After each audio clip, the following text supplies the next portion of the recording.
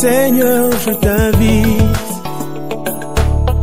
pour écouter la parole éternelle, car c'est l'heure du choix.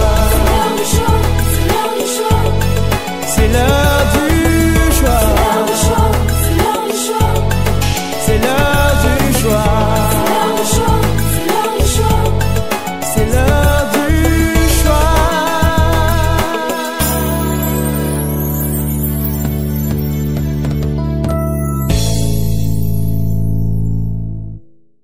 Merci Seigneur. Ce matin, nous invoquons ton nom.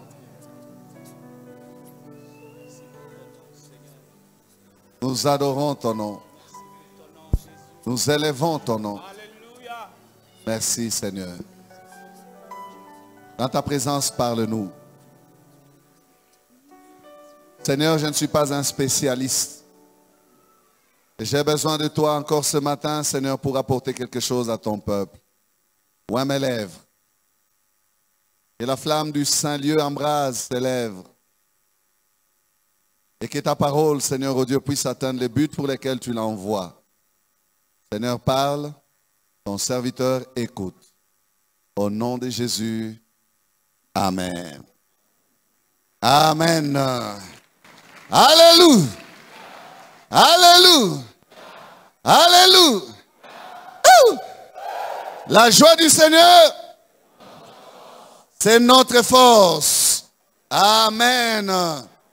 Dieu est bon en tout temps. Et lorsque les temps changent, Dieu reste bon. Est-ce qu'il est bon pour toi ce matin? Est-ce que tu peux le manifester en l'acclamant, en lui disant, tu es bon pour moi. Merci Seigneur, tu es bon pour moi.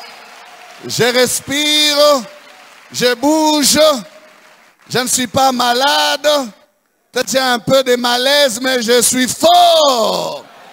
Et je peux t'adorer. Alléluia. Bienvenue dans sa présence. Il est là, n'est-ce pas? Et merci à l'Union musicale. Merci pour le travail de nous présenter, de nous permettre de nous présenter devant Dieu aisément. Amen. C'est ça le rôle de la musique. Ça nous transporte, ça nous amène dans la présence de Dieu. Amen.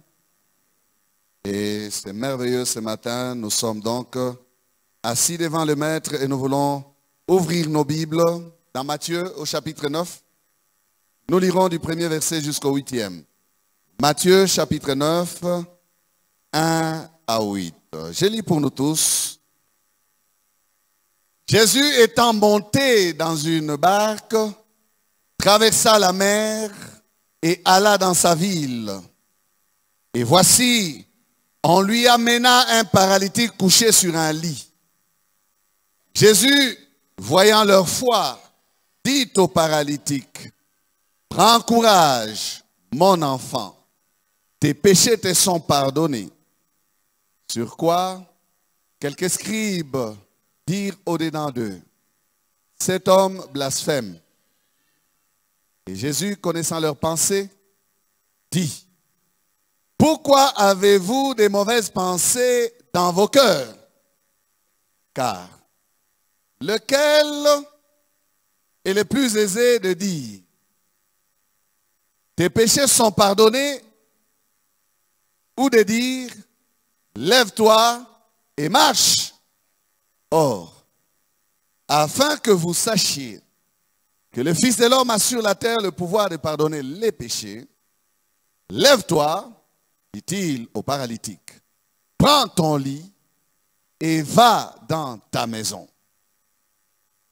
Et il se leva et s'en alla dans sa maison.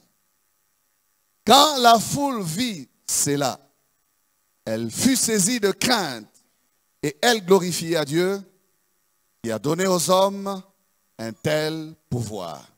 Amen. Proclamons ensemble notre texte. Mes destinées sont dans ta main. Encore avec conviction.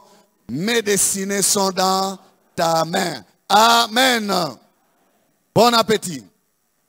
Shalom à vous qui nous suivez par tout où vous vous trouvez, par l'internet ou sur la chaîne Parole éternelle. Que le Seigneur vous bénisse.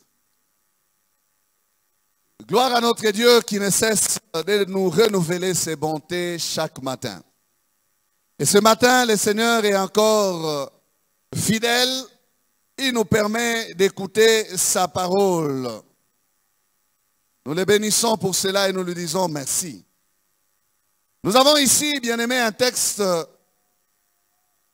comme tous ces derniers temps, je l'ai dit, de ces récits merveilleux des œuvres de notre grand roi et sauveur, Jésus-Christ. Un texte de ces actes de puissance. Un texte où on nous raconte l'histoire de ces paralytiques qui a été amené par ses 4 amis. Quand Luc parle de ces paralytiques, il nous raconte les difficultés qu'ils ont rencontrées pour accéder dans la présence de Jésus. Ses amis étaient désireux de voir leur ami paralytique être guéri. Et dans leur recherche pour l'amener vers Jésus, beaucoup d'obstacles sur le chemin. Je laisse de côté tout cela, vous le lisez dans Luc chapitre 5, vous pouvez aller les lire à la maison. Ils vont découvrir le toit de la maison où Jésus enseignait. Pour faire descendre leur ami par le toit. Et là, Jésus, voyant leur foi, non pas la foi du malade, mais la foi de ceux qui l'ont amené.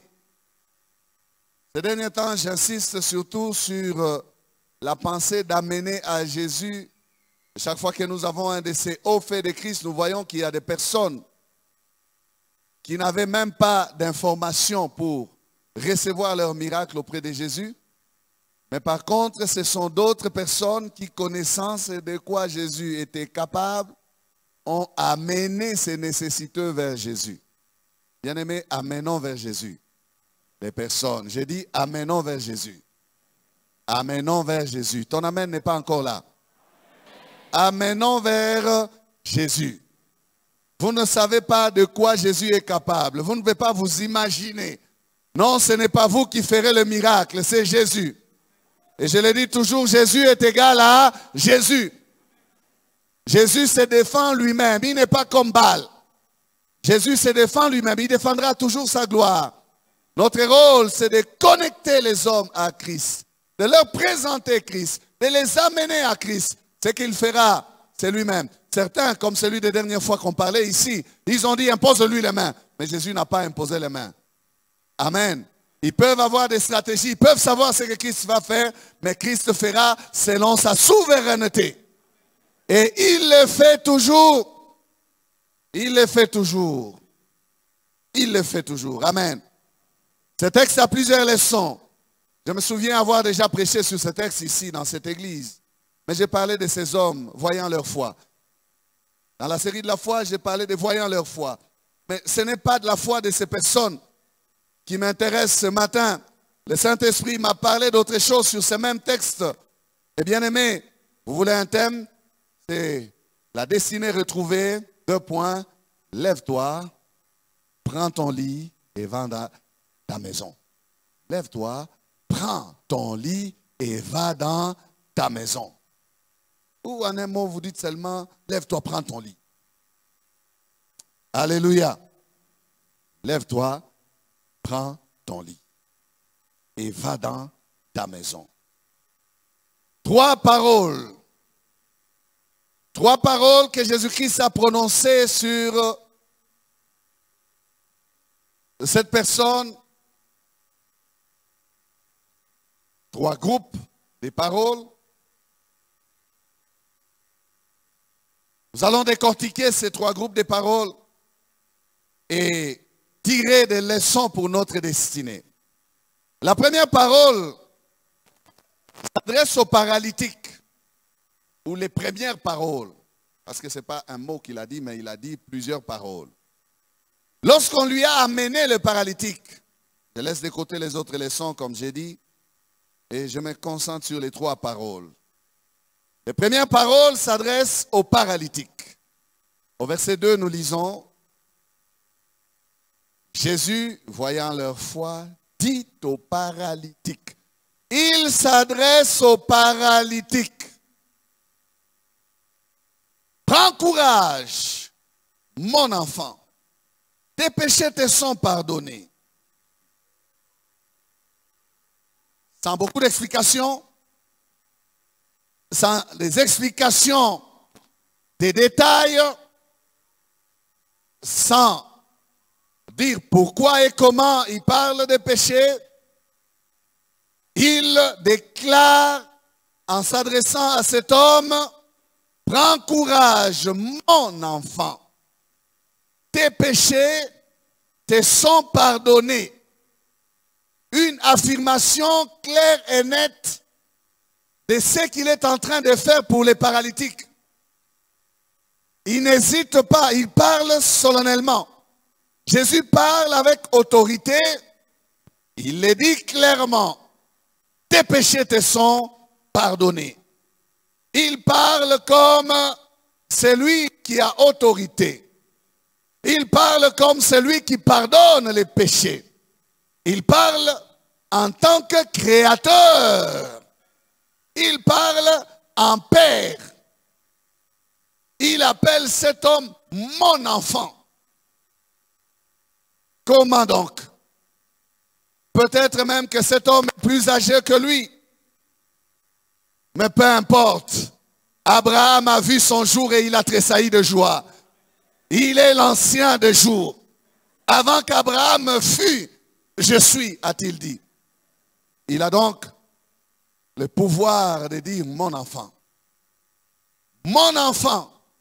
Il s'adresse à cet homme, il lui dit mon enfant. Mon enfant.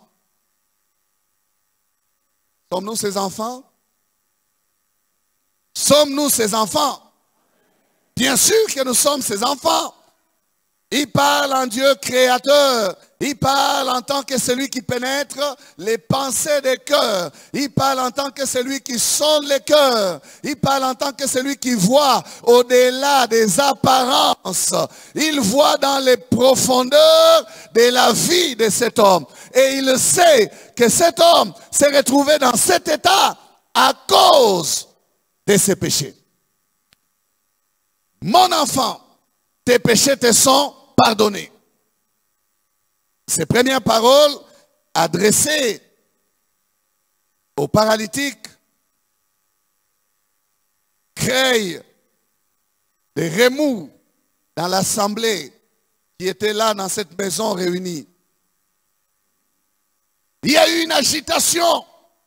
Il y a eu des gens. Luc les appelle très bien par leur nom. Au verset 21 de Luc 5, il dit, les scribes et les pharisiens se mirent à raisonner et à dire. Agitation. Qui est celui-ci qui profère des blasphèmes? Qui peut pardonner les péchés si ce n'est Dieu seul? Vous, scribes et pharisiens, est-ce que j'ai parlé à vous? Est-ce que je vous ai adressé la parole? Cette parole est adressée aux paralytiques. Mon enfant, tes péchés te sont pardonnés. Les religieux, connaisseurs de la doctrine, ils veillent sur la doctrine. Ils sont là à observer. A-t-il respecté les principes de la doctrine, de la loi, du culte du Dieu d'Israël? Est-ce qu'il fait des choses correctes? Ils étaient toujours là à l'épier et à voir quelles erreurs il va commettre afin qu'ils puissent l'accuser. Ils sont choqués. En attendant ces paroles, ils sont choqués. Ils savent qu'en parlant de la sorte, Jésus se donne un pouvoir qu'aucun homme ne peut prétendre posséder ou avoir. Ils le savent. Parce qu'eux savent, ils connaissent la doctrine. Pouvoir que Dieu seul détient. Leur question, bien-aimés, est en fait une indignation exprimée. Exprimée au-dedans d'eux. Mais Luc, quand il parle, il dit, ils se disent, ils se mirent à raisonner et à dire. C'est comme s'ils ne se sont pas limités à murmurer au-dedans d'eux. Il y a eu des... Ils ont chuchoté des choses, on dirait. Donc leurs questions, ces questions intérieures qui montaient dans leur cœur, sont en fait le signe d'une indignation qu'ils ressentent. Indignation. Parce qu'ils sont en train d'entendre des choses qu'un homme ne peut prononcer. Voilà, il traite ses propos des blasphèmes. Qui est celui-ci qui profère des blasphèmes? Donc il dit des sottises, des choses qui n'ont pas des valeurs. Il est en train de pécher lui-même en pardonnant les péchés de quelqu'un d'autre. Il pêche. Les blasphèmes sont des péchés. Et des péchés graves qui touchent à la nature même de Dieu. Donc ils disent, il est en train de pécher en disant qu'il pardonne les péchés de cet homme. Il ne devait pas dire des choses comme ça. Ce sont des sottises. Il ne doit pas dire de telles choses. Ce sont des blasphèmes. Bien-aimé, j'aime Jésus. Jésus entend même quand lorsqu'on n'a pas encore parlé. Il entend quand quelqu'un n'a pas parlé. Il entend ce qui n'est pas audible, ce qui n'est que raisonnement. Il entend. Déjà, c'est pour vous démontrer sa nature. Mais de quel homme? Quel homme est-il question? Non, non, c'est un homme surnaturel, extraordinaire. C'est un homme qui n'est pas un simple homme. Il est là, il parle aux paralytiques. Les gens commencent à raisonner dans leur cœur. Mais il est en train d'entendre dans ses oreilles, il entend ce qu'ils raisonnent dans leur propre cœur. Ce que l'autre dit, ce que le vieux la barbu dit, ce que l'autre l'a dit. Il entend tout. Et Jésus est omniscient, bien-aimé.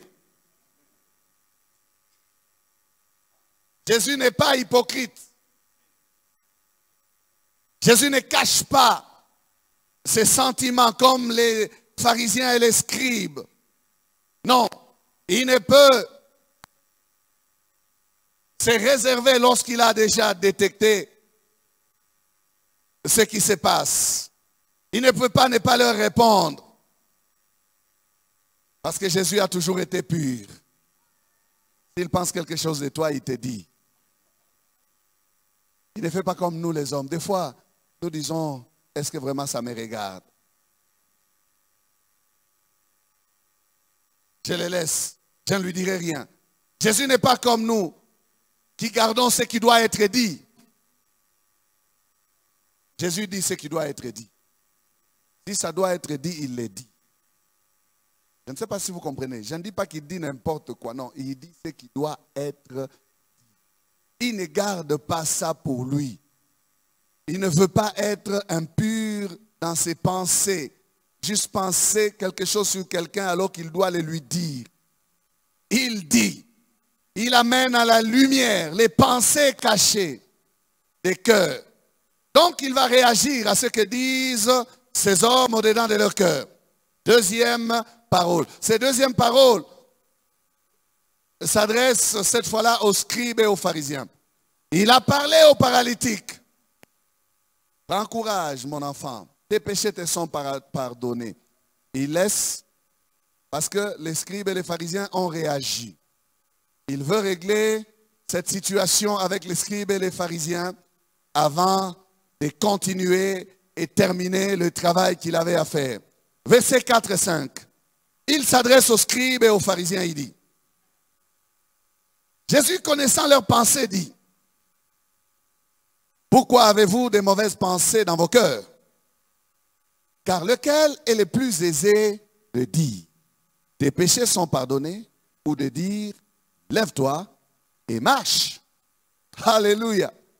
Lequel est le plus aisé de dire, tes péchés sont pardonnés, ou de dire, lève-toi et marche? Ça, c'est une question qui ne demande pas la réponse de ceux à qui elle est adressée. Il s'adresse aux scribes et aux pharisiens pour leur dire, qu'est-ce qui est plus facile à dire? Si je dis quelque chose de facile, pourquoi vous agitez-vous?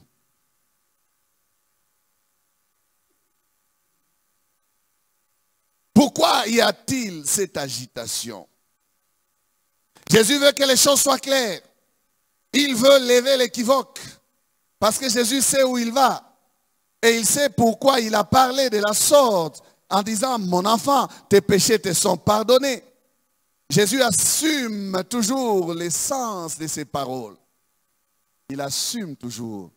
Lorsque Jésus a parlé aux hommes qui étaient là, il a dit, si vous ne mangez ma chair et ne buvez mon sang, vous ne pouvez pas avoir la vie. Ces hommes ont dit, cette parole est dure. Qui peut l'entendre? Jésus n'a pas corrigé ces paroles. Il n'a pas donné des explications à ces hommes. Il a dit, les paroles que je vous ai dites sont esprit et vie. Alléluia. Les paroles que je vous ai dites sont esprit et vie. Je les maintiens et je l'assume. Si vous n'arrivez pas à vous mettre à la hauteur de ma pensée, c'est votre faute. Moi, j'ai dit ce qui doit être dit. Est-ce que quelqu'un me comprend? Il assume toujours l'essence de ses paroles, la vraie signification de ses paroles. Sa question est bien posée. Qu'est-ce qui est plus facile de dire? Qu'est-ce qui est plus facile de dire? Il veut dire aux scribes et aux pharisiens que dire tes péchés te sont pardonnés est en fait plus facile parce que qui voit les péchés? Qui voit les péchés de quelqu'un? Qui voit les péchés de quelqu'un? Personne ne les voit. C'est facile. Tes péchés te sont pardonnés, Natacha. Bon, tes péchés te sont pardonnés. C'est quel péché? Qui voit les péchés de Natacha? Personne. Qui connaît les péchés de Rosette? Ou d'Éric? Ou de Bernadette? Otepa. Qui connaît? Vous voyez, c'est facile, non? Il dit, j'ai dit quelque chose de facile. Tes péchés te sont pardonnés. Il n'y a rien qui démontre que bon, hein, j'ai quitté le chemin. Tout simplement parce que ces hommes n'ont pas la révélation de qui est en train de dire ces paroles.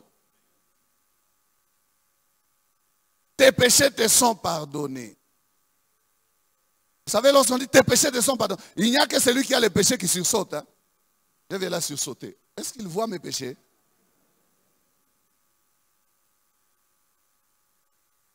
N'est-ce pas? Mais eux, ils n'étaient pas les intéressés. Comment ils ont sursauté? Jésus les ramène. Il dit, mais qu'est-ce qui est plus facile de dire?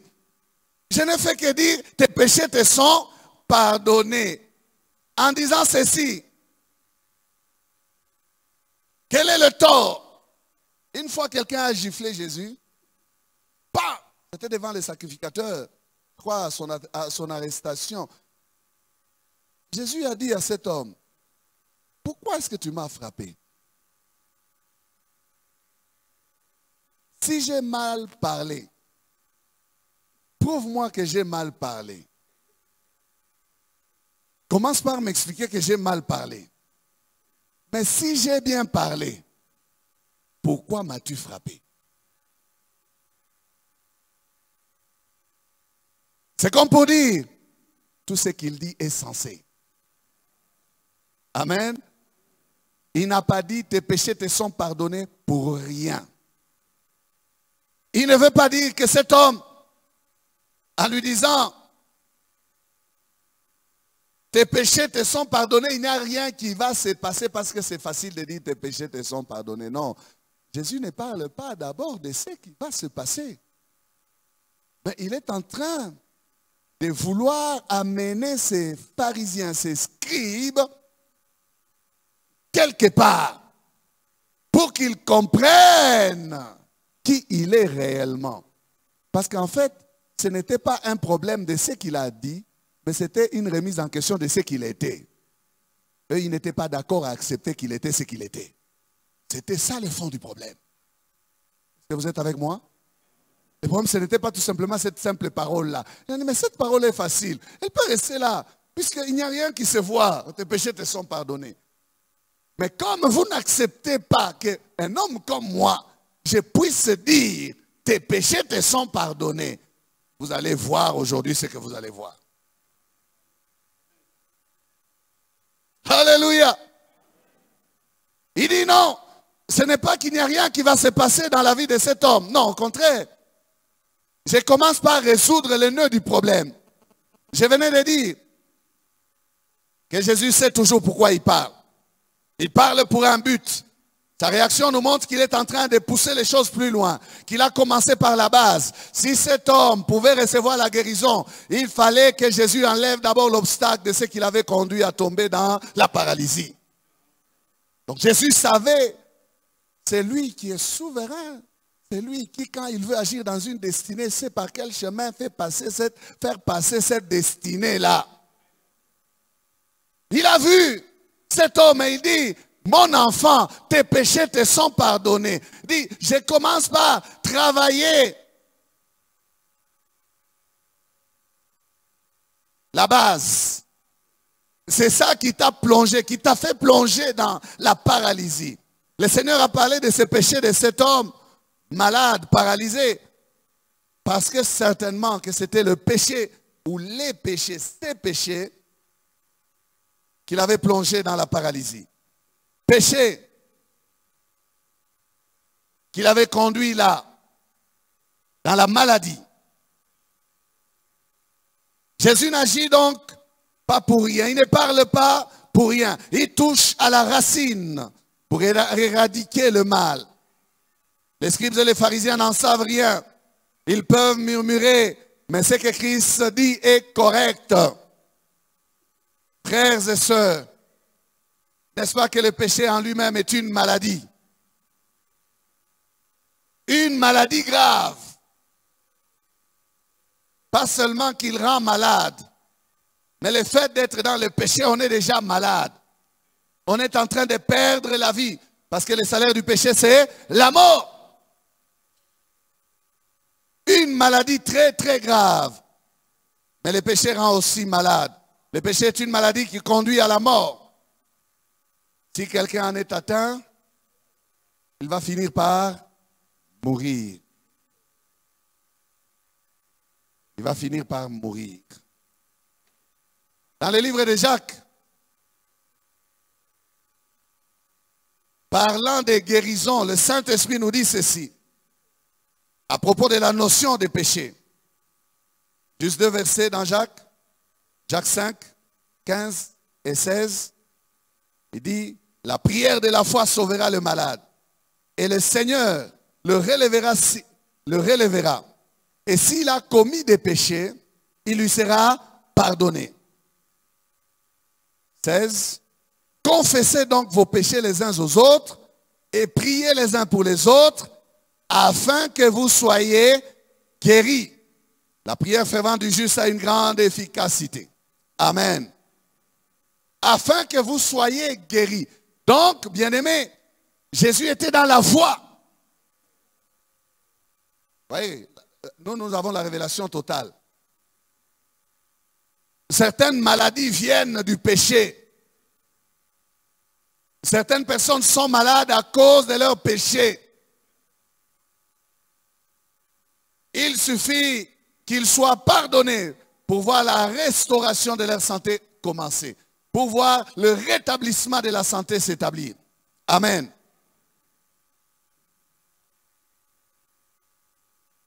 Plusieurs maladies sont causées par le péché. Aujourd'hui, la pandémie appelée SIDA.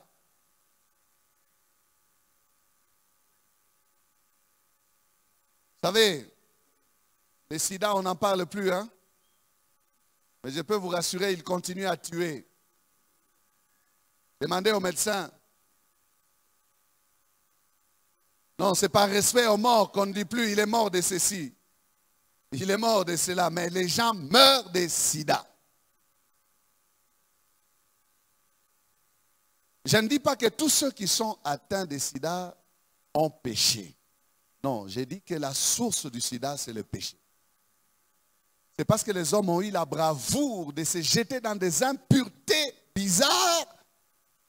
Ils en sont arrivés à subir les conséquences de leur méconduite et de leur dépravation. Bien sûr qu'il y en a qui sont innocents. Des personnes qui ont subi des transfusions au sang contaminé. Qu'est-ce qu'il a fait de mal? Peut-être même des personnes craignant Dieu. Je ne parle pas de cela. Je parle de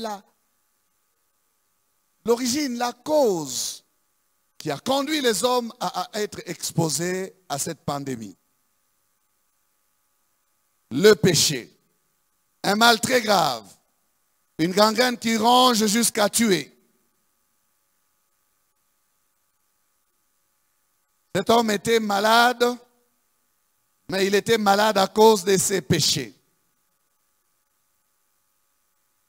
Peut-être que je parle ce matin pour une seule personne, dans cet aspect ici, qui sait qu'il en est arrivé là à cause de ses péchés. Le Créateur est là ici ce matin en train de te dire, mon enfant, prends courage, tes péchés te sont pardonnés. Parce qu'il sait que tu es arrivé là à cause de la bêtise de ta conduite, des erreurs de ta marche. Les scribes et les pharisiens ne pouvaient pas savoir que ces paroles que Jésus était en train de sortir de sa bouche, c'était des paroles sensées, des paroles importantes, parce que la nature humaine est plongée hors de sa destinée à cause du péché. Ce monde va mal à cause de nos péchés. Les familles vont mal à cause de nos péchés. Et si les hommes veulent retrouver la destinée, ils ont besoin d'entendre ces paroles du Seigneur qui leur dit, vos péchés vous sont pardonnés. Pour retrouver la destinée. Tes péchés te sont pardonnés.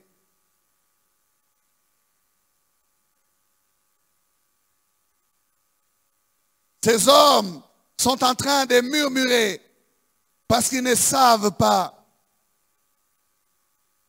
quelle est la portée exacte de cette affirmation de cet homme qui est devant eux.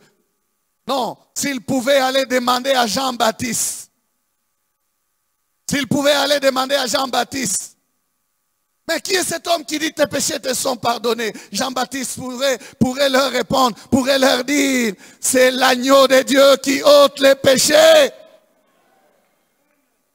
Il a le droit de dire tes péchés te sont pardonnés. C'est lui l'agneau de Dieu qui ôte les péchés du monde. C'est lui la personne appropriée à pardonner les péchés. Il n'a eu pour mission que venir prendre nos péchés, porter nos péchés pour nous sortir du péché, pour nous donner de vaincre le péché. Il n'y a que lui qui peut le faire. Il n'y a que lui qui peut le faire. Jean-Baptiste voulait leur dire, vous n'avez même pas besoin de discuter, vous n'avez même pas besoin de vous poser des questions. C'est la personne appropriée. Voici l'agneau de Dieu qui ôte les péchés. Il a raison. Mais qu'est-ce que ces scribes et ces pharisiens connaissent de lui? Ils sont limités parce que tout ce qui les intéresse, c'est la compétition à la gloire des hommes. Ils voient qu'il est en train de leur ravir les hommes. Ils l'ont tué parce que tous les peuples allaient vers lui. C'est le seul motif pour lequel ils l'ont enlevé de la terre. Ne sachant pas qu'il réalisait là le dessein de Dieu. Il est l'agneau de Dieu. Bien-aimés, leur manque de révélation les pousse à parler blasphème. Mais ils peuvent bien dire blasphème. Ce n'est pas parce qu'on dit blasphème qu'il y a réellement blasphème. Vous vous adressez à celui qui pointe même au ciel pour dire ça c'est blasphème, ça c'est pas blasphème. Oh, un seul est juge, c'est lui. Vous dites blasphème. Ce n'est pas parce que vous dites blasphème qu'il y a blasphème. C'est celui-là Bien-aimé, s'il y a quelqu'un sur la terre qui peut parler des pardons des péchés de l'humanité, c'est Jésus. Je disais, c'est Jésus. J'ai dit que c'est Jésus. Je vais encore dire que s'il y a quelqu'un, c'est Jésus. Jésus n'a pas besoin d'engager des discussions doctrinales avec ses pharisiens, ses scribes. Il n'a même pas besoin de leur prouver comment est-ce qu'il peut pardonner les péchés de cet homme en déclarant non, non. Il veut continuer son œuvre et leur donner juste les preuves qu'il est la personne mandatée. Sa question n'est pas une question qui a besoin de réponse, non. Il veut aller à la démonstration que ce qu'il a dit, c'est ce qu'il fallait dire. Il veut passer à leur faire ce que les enseignants, les profs de mathématiques faisaient au tableau. Ce que fait ce qu'il fallait démontrer. Jésus veut aller à ça pour qu'ils comprennent qu'il avait raison de dire tes péchés te sont pardonnés. Alléluia. Il n'engage pas de discussion. Il a eu à faire plusieurs miracles sans parler du péché. Il a eu à opérer des grandes choses sans parler du péché. Lorsqu'il parle du péché pour cet homme, c'est que réellement le péché a détruit la vie de cet homme. Il y a des gens à qui Jésus n'a même pas parlé de péché. Il y a même des gens qu'on lui a amenés qui étaient dans le péché. Jésus ne leur a même pas dit répands-toi. Non. Il les a seulement pardonnés sans leur dire, guéris sans leur dire des pardons, des repentances ou quoi. Et ils sont partis. Amen. J'ai dit ceci et j'insiste. S'il parle du péché, c'est que cet homme était en plein dans le péché. Et qu'il était là paralysé à cause de ses péchés. N'en déplaise aux scribes et aux pharisiens. Amen. Troisième parole. Les troisième parole de ce récit au verset 6. Or, afin que vous sachiez que le Fils de l'homme a sur la terre le pouvoir de pardonner les péchés. C'est que fait. Lève-toi, dit-il au paralytique. Prends ton lit et va dans ta maison. Alléluia. Ces troisième paroles, bien-aimés, s'adressent aux scribes, aux pharisiens, mais elles s'adressent aussi au paralytique lui-même. Première parole, il a parlé aux paralytiques. Deuxième, il a parlé aux scribes et pharisiens qui ont boudé. Troisième, il parle à ces deux catégories de personnes en présence dans cette salle-là. Il parle et aux scribes et aux pharisiens, puis il parle aux paralytiques. Parle d'abord aux scribes et aux pharisiens. Comme je l'ai dit, il passe à ce qu'il fallait démontrer.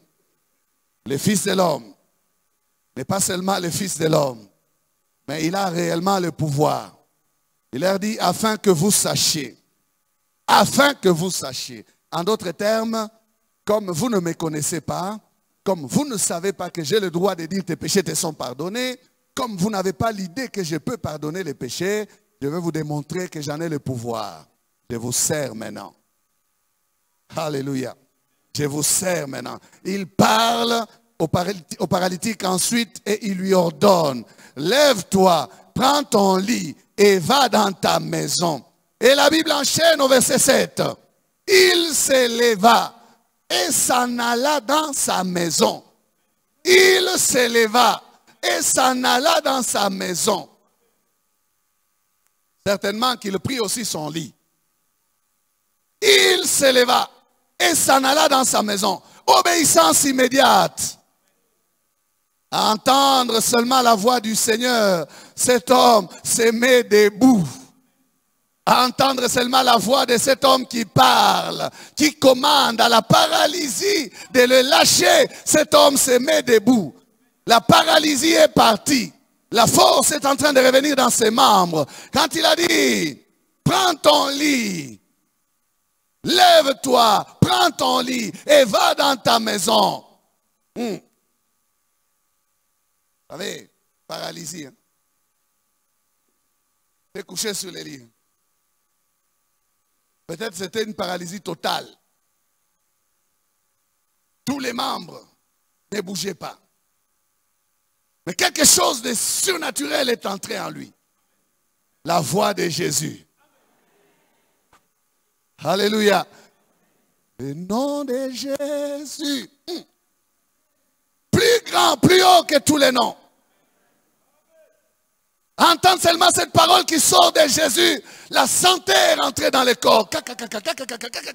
Cet homme se met debout devant les pharisiens. Il prend son lit. Mon petit chez. Ils sont restés là comme ça en train de regarder. Ils sont restés là comme ça. Doutez encore. Doutez encore. Le débat est clos. Jésus est égal à Jésus. Dites encore qu'il blasphème. Dites encore qui est cet homme qui peut dire tes péchés te sont pardonnés. Il n'y a que Dieu seul qui peut dire cela. Alors, Jésus a démontré, il a démontré qu'il peut dire tes péchés te sont pardonnés. C'est lui qui peut dire tes péchés te sont pardonnés. C'est celui qui peut aussi dire prends ton lit et va dans ta maison. Il a mis les deux côte à côte, Jésus. Il a dit, quel est le plus facile à faire ou à dire? Est-ce que c'est dire à quelqu'un tes péchés te sont pardonnés ou lui dire prends ton lit, lève-toi et marche, va dans ta maison? C'est lui qui peut dire une de ces deux-là. C'est celui-là qui peut dire aussi l'autre. Et c'est seul Jésus qui peut faire ça. Les deux. Et pardonner les péchés et guérir les corps. Il n'y a pas deux sur la terre. Un seul. Et travailler l'homme dans son intérieur et travailler l'homme dans son extérieur. Et restaurer l'homme dans son dedans et restaurer l'homme dans son extérieur, son dehors. Ils ne sont pas deux. Les médecins, ils peuvent plusieurs fois donner des diagnostics. Ils donnent des diagnostics de ce qui est intérieur. Mais maintenant, corriger l'organe en question, remplacer. Prenez, mettez une autre ou un autre. Non, ils ne peuvent pas. On peut toucher à l'organe appelé cœur. Mais les sentiments et les pensées qui sont dans le cœur, ça c'est le domaine de qui? De Dieu. C'est lui qui peut dire tes péchés te sont pardonnés. C'est celui-là qui peut te dire aussi prends ton lit et va dans ta maison. C'est le seul. Il n'y en a pas deux. La paralysie a affecté les membres de cette personne. Il ne peut pas marcher. Mais il a marché à l'instant. À l'instant. Prends ton lit et va dans ta maison. Voilà une destinée retrouvée. Prends ton lit et va dans ta maison. Va dans ta maison faire quoi? Va dans ta maison vivre une vie normale. Va dans ta maison faire quoi? Va dans ta maison faire ce que tu n'as plus fait il y a des années. Prends ton lit et va dans ta maison, bien-aimé. Une parole qui vient de celui qui a enlevé la cause de la maladie dans le corps de cet homme. Quand il disait tes péchés te sont pardonnés, on ne savait pas où il allait. Mais en voyant maintenant la restauration de la santé de cet homme, on peut savoir où il va. Il a commencé par toucher la cause profonde pour ne pas permettre à cet homme d'échouer sa restauration. Vous savez, l'erreur de plusieurs personnes, c'est de travailler superficiellement. On fait effacer ce qui est visible. Mais ce qui provoque la chose, on n'y touche pas. Jésus touche à ce qui provoque la cause. Et il touche aussi à ce qui est visible. Voilà pourquoi je dis, il n'y a qu'un seul qui peut agir. Et en dedans et au dehors. Alléluia. Prendre le lit. Bien-aimé, prendre le lit est un acte impossible à faire pour un paralytique. À faire par un paralytique. Le voir prendre son lit était donc le signe de son rétablissement. Et cela était incontestable.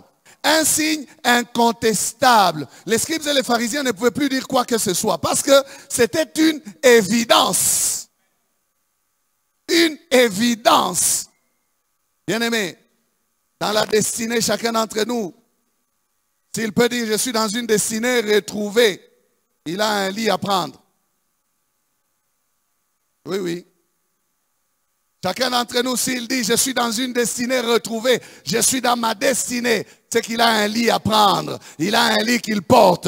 Bien-aimé, je te dis que tu as un lit que tu portes. J'ai un lit que je porte. Tu as un lit. Quelqu'un me regarde et me dit, pasteur, moi je n'ai pas de lit. Tu as un lit. Dis à ton voisin, tu as un lit. Ah, tu ne le vois pas, mais tu as un lit. Tu as un lit. Tu veux connaître ton lit? Le lit, c'est quoi? Le lit, c'est mon ancienne condition. Tout simplement. Le lit, c'est mon ancienne condition. Le lit, c'est mon ancienne condition. Le lit, c'est le symbole pour cet homme de la paralysie. Le voir porter un lit annonce quoi? La fin de sa paralysie. Si tu as une destinée retrouvée, c'est que tu as un lit que tu as porté déjà. Tu as une ancienne condition qui a été changée. Dans laquelle tu n'es plus parce que tu es dans la destinée retrouvée. Est-ce que tu comprends maintenant? Quel est ton lit? Qu'est-ce que tu portes qui t'est porté autrefois? Qu'est-ce que tu portes qui t'est porté autrefois? Est-ce que tu as ça? Est-ce que tu peux dire que telle chose m'est portée autrefois? J'en souffrais. Mais depuis que Christ est passé par là, je me suis débarrassé de la chose. C'est moi qui transporte maintenant la chose. Ça veut dire quoi? Que la chose n'a plus la force de me clouer en son sein. Mais c'est moi qui ai désormais la force de la surmonter. Ah, mon ami, tu ne comprends pas ces choses. Tu ne comprends pas ce que je dis. Mais il faut que tu comprennes. Qu'est-ce que tu portes qui te portait autrefois? Le lit, c'est l'évidence du travail que Christ a fait dans ta vie. Il a voulu prouver en disant, c'est ça le plus difficile à faire, que ces hommes comprennent que si un paralytique peut porter le lit, c'est que sa condition a changé. Si un paralytique peut porter le lit, c'est qu'il est un homme en pleine forme. Si un paralytique peut porter le lit, c'est que Jésus a agi dans sa vie. C'est que Jésus a touché sa vie. C'est que Jésus l'a visité. Et cet homme était là devant eux avec un lit qu'il a porté. Le lit devient l'évidence du travail de Jésus-Christ dans la vie de cet homme. Où est ton évidence à toi? Moi, je te dis, si tu es dans une destinée retrouvée, tu as un lit que tu portes. Tu as les preuves du passage de Christ dans ta vie. Tu as des choses que tu peux dire ça, Jésus l'a fait. Autrefois, ça m'avait mis en tout cas en difficulté. Je ne pouvais pas. Mais aujourd'hui, je peux parce que Jésus. Parce que Jésus. Oh, parce que Jésus. Bien-aimé, remarquez avec moi que Jésus pouvait dire à ces quatre messieurs qui lui ont amené ces paralytiques, prenez son lit et allez avec votre ami. N'est-ce pas? Prenez son lit et allez avec votre ami. Cet ami pouvait seulement sortir de là parce qu'il est guéri, il pouvait marcher. D'ailleurs, là où tu as des bons amis, tu viens d'être guéri à peine. Tu es maigre, non? Ça fait longtemps que tu es malade. Tu es maigre. Il m'a dit non, il n'a pas beaucoup de force, nous allons l'aider. Non, non, ton lit, c'est ton lit. Ton lit, c'est ton lit. Je suis en train de dire à quelqu'un ce matin que ton lit, c'est ton lit. La situation que tu as vécue, c'est toi qui l'as vécue. La paralysie que tu avais, c'est toi qui l'avais. Les lits sur lesquels tu t'es couché, c'est toi qui t'y couchais. C'est à toi de porter ton lit. Ce n'est pas à tes amis de porter ton lit. Aucun de tes amis ne vivra ta destinée. Ta destinée, c'est ta destinée. Ta situation, c'est ta situation. C'est à toi d'apprendre en Jésus-Christ dans la destinée retrouvée à marcher sur tes vieux démons.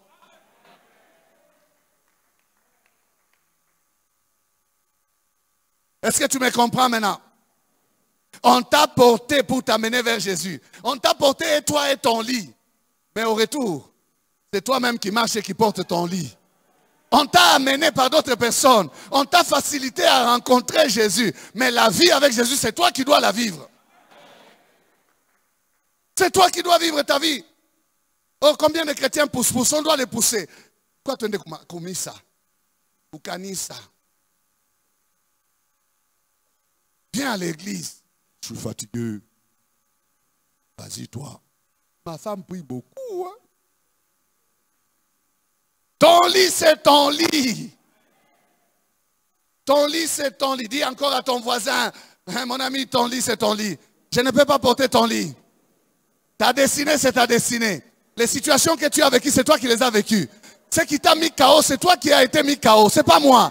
Si moi je peux faire quelque chose, c'est t'amener vers Jésus. Je t'amène vers Jésus. Mais quand tu as rencontré Jésus, c'est que tu dois avoir des évidences. Tu dois avoir la capacité de t'élever et de marcher par toi-même. On ne va pas te porter pour dire Michi Akuria, Misha Kuchoka. Non, lève-toi, prends ton lit, marche. Évidence. Évidence de l'œuvre de Jésus dans ta vie. Y a-t-il des évidences dans ta vie? Qu'est-ce que tu peux présenter comme lit? Autrefois, j'étais tapis dans le péché.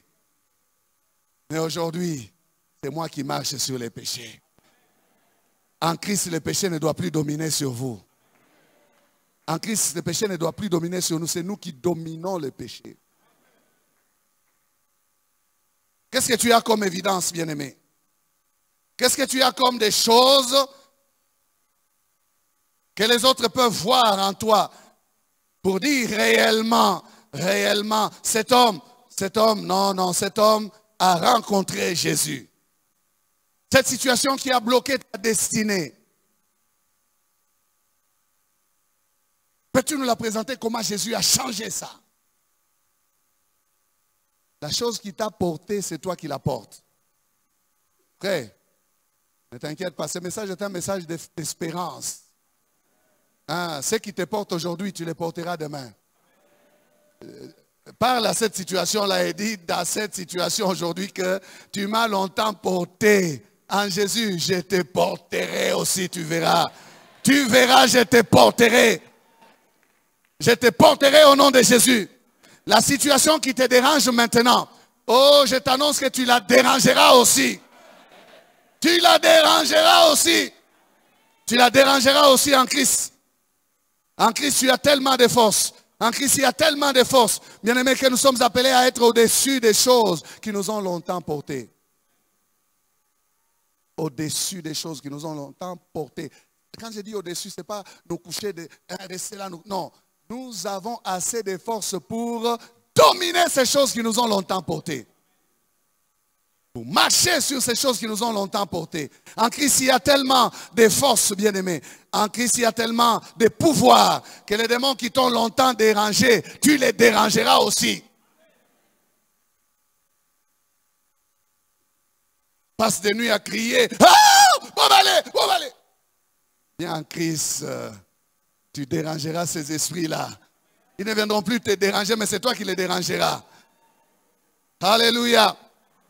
Vous savez qu'il y a des gens la nuit, ils parlent.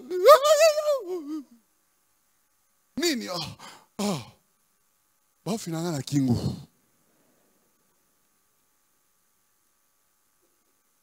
Je dis toujours à ces personnes, mon frère, si ces choses t'arrivent, c'est que toi-même, tu as des passoires par lesquelles ils passent. Tu dois fermer. Il y a des défauts de cuirasse dans ta protection. Mais ce n'est pas possible qu'un enfant de Dieu puisse être sous la domination des démons. Non. Quelle est la parole qu'il nous dit? Hein? Ils nous ont longtemps dominés, n'est-ce pas? Nous avions les dos courbés autrefois. Mais il dit quoi? Voici des signes qui accompagneront ceux qui auront cru. en mon nom, ils chasseront les démons. Qu'est-ce qu'il nous dit dans Luc 10, verset 19? Je vous ai donné quoi? Le pouvoir. De faire quoi? De marcher. Sur quoi? Les serpents. Et sur quoi? Les scorpions. Et sur quoi? Sur toute la puissance de l'ennemi. Et rien ne pourra vous nuire. Ce n'est plus toi qui dois être en dessous d'eux, en train de subir. Non. En Christ, le pouvoir, c'est quoi? C'est que tu marches sur ces choses. Tu marches sur ces choses. Tu ne paniques plus. Tu ne trembles plus. Comme cette personne qui avait dit, hey, mambo abademo miapana. Hey. Non, en Christ, mambo abademo, Joe mambo et tout ça, ça. Et toi, démon, tu sors au nom de Jésus. Les choses sont changées. Ce qui te dominait autrefois, tu vas les dominer. Oui, oui, en Christ, c'est comme ça. Oui, en Christ, c'est comme ça. Ceux qui parlaient contre toi vont changer d'avis. Ceux qui te disaient, oh non, tu as perdu ton temps, tu as sauté au BT là, ils vont fermer la bouche. Parce que toi, tu vas commencer à marcher sur ces choses. Les choses qui t'ont porté, les chômages qui t'ont porté, la maladie qui t'a porté, les situations difficiles qui t'ont porté, bien-aimé, elles ne seront plus capables de te porter. Elles vont te vomir. Toi, tu seras au-dessus de ces situations. Parce que tu es en Christ. Non, je ne vous fais pas de promesses inutiles. Je parle de celui qui est en Christ. En Christ. En Christ. Si quelqu'un est en Christ, il est une nouvelle créature. Les choses anciennes sont passées. Voici, toutes choses sont devenues nouvelles. Si les choses sont nouvelles, ce ne sont pas les mêmes choses qui sont à la même place. Non, les places aussi changent. Parce qu'il y a de nouvelles choses qui arrivent, qui prennent la place des anciennes choses. Les anciennes choses ne sont plus. Ce n'est pas que les anciennes choses continuent. Les anciennes choses ne sont plus. Ne sont plus. Voici, il y a maintenant de nouvelles choses. Alléluia. Il y a une loi de remplacement en Christ. Ce qui nous dominait autrefois ne nous dominera plus. Ce qui nous faisait mal autrefois ne nous fera plus mal. Parce que nous avons la force en Christ. Nous avons la puissance en Christ. Nous avons le pouvoir en Christ. Est-ce que je parle à quelqu'un?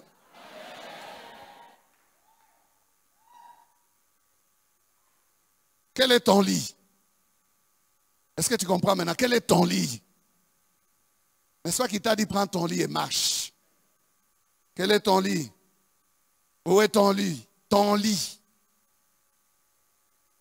Lorsque tu retrouves ta destinée, tu deviens capable de porter ton lit. Tu deviens capable. Parce qu'en Christ, il y a le pouvoir. Il y a le pouvoir. La haine qui t'a longtemps porté.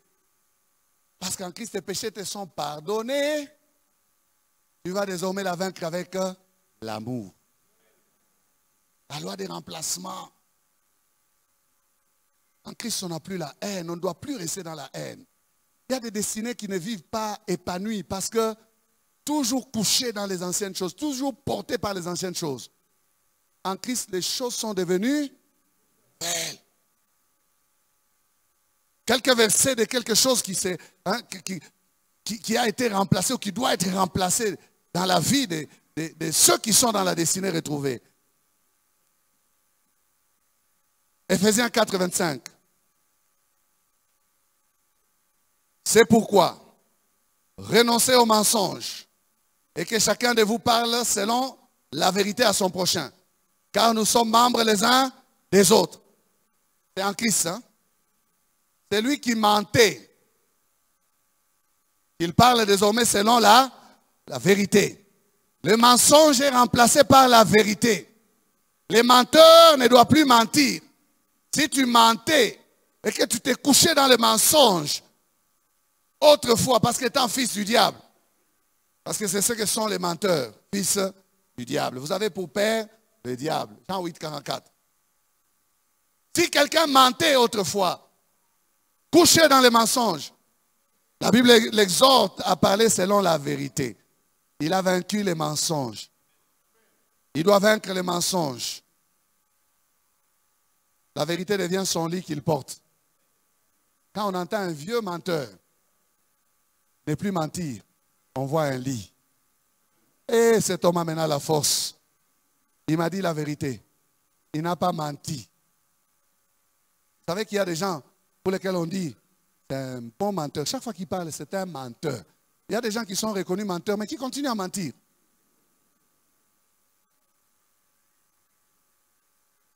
Toujours couché sur les lits du mensonge. Non, la vérité doit renverser les choses.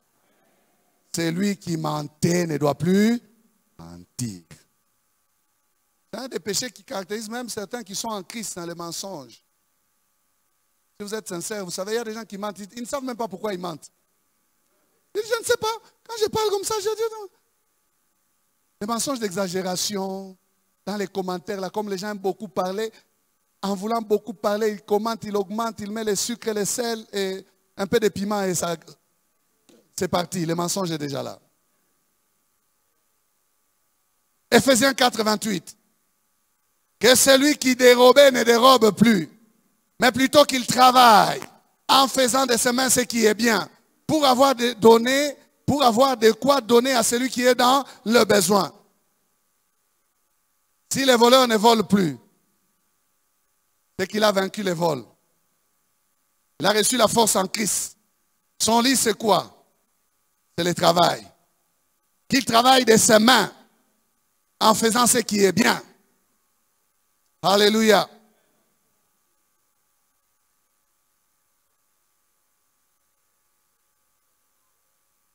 On vole même à l'église. On vole. On vole partout. On vole dans les maisons. On vole au travail. On prend ce qui n'est pas à soi au travail. On prend les papiers. On prend l'argent. On prend les livres. Les documents. À l'église, on prend les téléphones. Les sacs. L'argent. Dans les familles, on vole. Il y en a qui volent même dans les casseroles. Grave.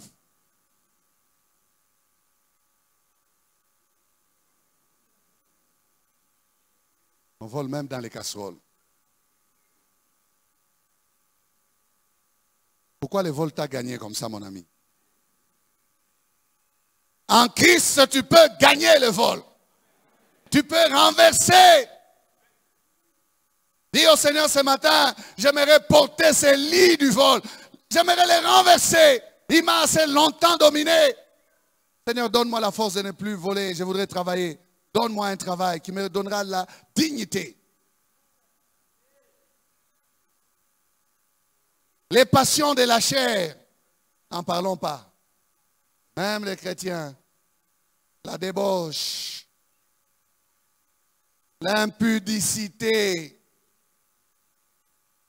vaincus, ils ne tiennent pas, ils n'arrivent pas. Couché, tapis, KO. 1 Corinthiens 6, 18. Fuyez l'impudicité. Vous avez des pieds, utilisez-les pour fuir. Quelque autre péché qu'un homme commette, ce péché est hors du corps. Mais celui qui se livre à l'impudicité pêche contre son propre corps. Péché, péché, péché encore. Renverser la tendance. La seule façon de vaincre l'impudicité, c'est la sanctification. Une vie de consécration. De dire mon corps est le temple du Saint-Esprit. Je ne peux pas prendre ce corps qui est le temple du Saint-Esprit et en faire un temple du péché. C'est l'Esprit de Dieu qui habite en moi. Je dois le glorifier, renverser et marcher sur ces impuretés de la chair. Bien-aimé, je t'annonce que ce matin en Christ, cela est possible. De vaincre ce qui t'a vaincu. Oui, tu peux vaincre ce qui t'a vaincu. En Christ, c'est possible, bien-aimé, de marcher sur les échecs du passé. C'est possible de marcher sur les échecs du passé. C'est possible d'avoir la victoire sur des batailles perdues d'autrefois. Les mêmes combats reviennent, mais parce qu'on est en Christ, pam, pam, on les met KO. Oui, oui, en Christ, c'est possible. ce qui t'a vaincu hier, les batailles que tu as perdues hier, tu peux les remporter en Christ aujourd'hui. Parce que tu es en Christ. Où est ton lit? Y a-t-il une évidence du travail de Christ dans ta vie? Si je vois les paralytiques portant son lit, qu'est-ce que je vais dire? Je vois cet homme avec son lit, il passe, il part. J'ai vu quand il est passé, il n'était pas seul, il était couché sur le même lit. C'est d'autres personnes qui l'avaient porté. Mais maintenant, c'est lui qui rentre, il est devant. Ses amis sont derrière lui. Il a le lit. Qu'est-ce que je peux dire? Fini les dodos continuels. Fini de rester là sur le lit à ne rien faire, en train de gémir. Non. J'ai vaincu le sommeil sur ces lits. J'ai vaincu la dépendance sur ces lits. Je ne l'utiliserai que pour les besoins de la cause, que quand j'aurai sommeil. Il est allé le ranger. Il ne dépendait plus du lit. Il est allé ranger ses lits. Alléluia. Cet homme est rentré ce jour-là, chantant et dansant. Fini ma dépendance à ces lits. Vous voyez les lits? Il m'a longtemps porté, mais c'est aujourd'hui, c'est moi qui les porte. Vous pouvez même engager un dialogue avec son lit. 14 ans. Et s'il a la colère, il allait donner même un coup de pied dans les lits. Et dire, d'ailleurs, ça vieillit. Je vais travailler, je vais acheter un autre lit. Pas celui-là. Il peut même s'étonner. Comment est-ce que j'ai passé beaucoup de temps comme ça dans ce... Ah! Avec des... Il a maintenant des fausses... Il est entré... Ah! Bien-aimé, il y a une preuve. Il y a une preuve de la transformation. Il y a une preuve de notre changement. Et si le monde attend de nous quelque chose, c'est ces preuves-là. Si les ennemis de notre Dieu attendent de nous une preuve, c'est cette preuve-là. Ça ne sert à rien de les attaquer dans leur loi. Oh, désormais nos enfants ne vont pas étudier dans leurs écoles. Tout ça. Ce n'est pas ça le problème. Le problème, c'est que nous devons, bien aimés, être assez forts pour leur donner des preuves que notre Dieu est Dieu. Est-ce que je parle à l'église? Le monde a besoin de voir que Jésus-Christ est Seigneur. Tout simplement. Amen. Hein? Tout simplement. Prendre même celui qui parle là de l'homosexualité, en faire un disciple de Christ. Il parlera encore. Il pleure ses péchés, il se répand, il se jette à terre. Il va parler, il va prendre le micro et dire, oh non, on va enseigner aux enfants de l'école primaire l'homosexualité. Il fermera sa bouche. Il faut que l'iniquité ferme sa bouche. Voilà pourquoi Jésus a agi à la base. Le problème, c'est d'éradiquer le mal dans les comportements de notre société. Et ils n'ont besoin que des modèles, des personnes qui tiennent ferme, des personnes qui leur serviront des remparts. Pour voir quand même tout le monde ira à gauche et il reste à droite. Je me dis, mais pourquoi vous ne faites pas ça? Parce que nous sommes disciples de l'Éternel. Amen. Il y a eu une preuve palpable ce jour-là. Ces hommes ont vu les œuvres de Christ.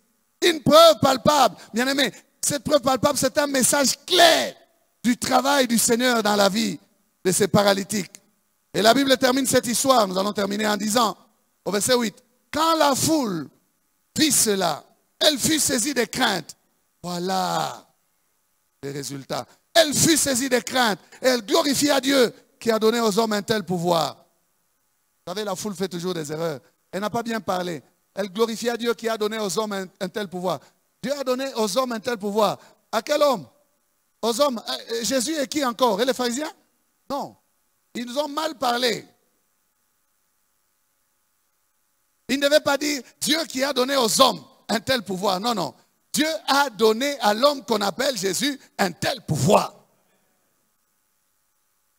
D'ailleurs, il pouvait dire tout simplement, Dieu a manifesté parmi nous son pouvoir. Alléluia. Il pouvait bénir Dieu et dire, Dieu a manifesté son pouvoir parmi nous. Jésus a dit, afin que vous sachiez que le Fils de l'homme a le pouvoir de pardonner les péchés. Prends ton lit. lève-toi et va dans ta maison. Preuve que la destinée de cet homme a été une destinée retrouvée. Baissons la tête.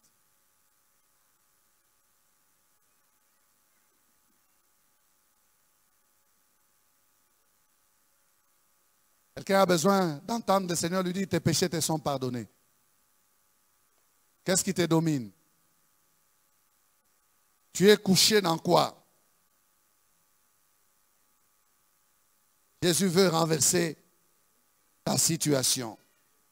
Je n'ai pas beaucoup de temps pour insister encore. La parole a été claire. Lève-toi là où tu es. Et commence à bénir le Seigneur. Commence à lui demander la force.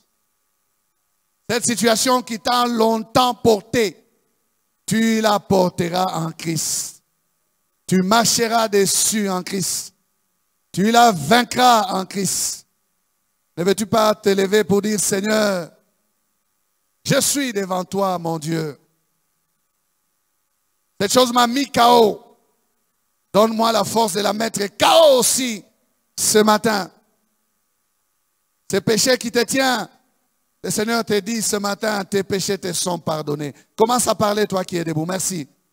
Merci. Commence à parler. Je ne sais pas quel est ton problème. Tu as un problème à présenter au Seigneur, tu n'as pas de péché, tu te mets aussi debout, tu le lui présentes. Tu dis, Seigneur, ce problème a longtemps duré. Peut-être que c'est une maladie. Je veux faire ce que je ne peux pas faire. Je veux agir et prouver que je peux le faire. Ma limitation doit s'enlever.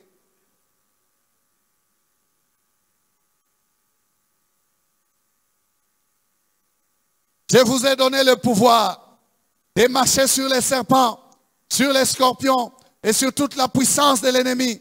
Et rien ne pourra vous nuire. Ces vieux démons qui t'ont tenu longtemps esclaves, chasse-les ce matin. Donne des ordres à ces esprits impurs. Tu as le pouvoir en Christ.